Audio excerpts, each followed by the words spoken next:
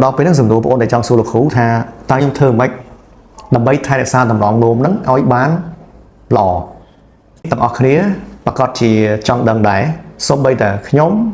krom rosa nhóm cái đôi chia phải chia chôn tiền mũ có trong đăng thang ta vừa rằng na đầm bay ở đầm lòng luôn bởi dương nơi lò nơi sạch mình miên hai thấy cột nặng từ ngày cày thì mỗi cứระบบอาหารบ่យើងតាក់ទងមួយការញ៉ាំទឹកដើម្បីឲ្យគ្រប់គ្រាន់ក្នុងការបញ្ជូនចរន្តឈាមច្រោះទៅដល់ផ្នែកតម្រងនោមទូទៅដែលគេឲ្យញ៉ាំ2លីត្រកន្លះឬក៏លើសពីនឹងទៅតាមតម្រូវការនៃប្រជាជនរបស់យើងដែលគាត់ឧទាហរណ៍អ្នកខ្លះគាត់ប្រើប្រាស់កម្លាំងមានការបែកញើសធ្វើការនៅកន្លែងក្តៅអញ្ចឹងគាត់ត្រូវការជាតិទឹកច្រើនទី2របបអាហាររបស់យើងផ្ទាល់ដដែលបានន័យថាយើងញ៉ាំអាហារដែលមិនប្រៃខ្លាំងព្រោះកាលណាអាហារដែលមានជាតិប្រៃវាធ្វើទុកទៅដល់ស្ទាប់ច្រោះនឹងដែរជាតិផ្អែមដែលពេលដែលយើងកើតជាជំងឺទឹកនោមផ្អែមអាហ្នឹងវាក៏ជាហានិភ័យមួយអញ្ចឹងយើងក៏មិនត្រូវហូបផ្អែមពេកដែរដើម្បីការពារគ្រឿងកំប៉ុងដែលជាអាហារភេសជ្ជៈបើកម្លាំងទាំងអស់សុទ្ធសឹងតែផ្ទុកសារធាតុដែលរក្សាទុកអញ្ចឹងអាហ្នឹងវាក៏អាចរួមចំណែកក្នុងការប៉ះពាល់ដែរ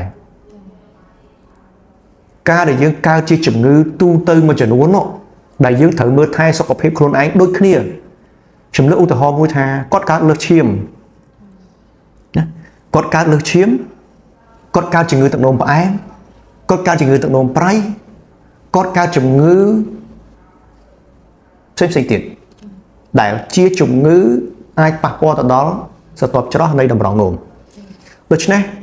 បើយើងមិនទាន់ឈឺយើងអាចគិតតាមបែបមិនទាន់ឈឺតែនៅពេលដែលយើងឈឺយើងត្រូវតែធ្វើការតាមដានរាល់ជំងឺដែលមាននៅក្នុងខ្លួនយើងស្រាប់ទាំងឡាយឲ្យច្បាស់ថាតើជំងឺរបស់យើងដែលកំពុងឈឺនឹងដើរដល់ចំណុចមួយណាតើវាអាចប៉ះពាល់ទៅដល់កូនក្រមុំដ៏ស្រស់ស្អាតយើងគឺតម្រងនោមហើយឬនៅចឹងការថែទាំបងប្អូនហើយនឹងលោកគ្រូគឺអត់ពិបាកទេហូបចុកឲ្យត្រឹមត្រូវគេហៅថាអំបិលតិចស្ករតិចអាហ្នឹងសុទ្ធសឹងតែជាចំណុចមួយដែលល្អសម្រាប់សុខភាពអីហាត់ប្រាណជាពិសេសដែលជួយជំរុញឲ្យរាងកាយរបស់យើងអារម្មណ៍យើងស្រស់ស្រាយយើងអត់សូវ stress យើងក៏មិនសូវជាកើតជំងឺផ្សេងទៀតអញ្ចឹងការហាត់ប្រាណវាគ្រាន់តែចូលរួមមួយផ្នែកទូទេ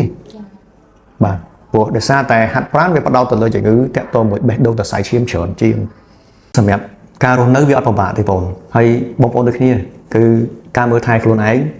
វាមិនពិបាកទេពិបាកតែពេលដែលយើងមានការធ្វើប្រហែសជូនពរបងប្អូនទាំងគ្នាបងអូនសុខភាពល្អអរគុណច្រើន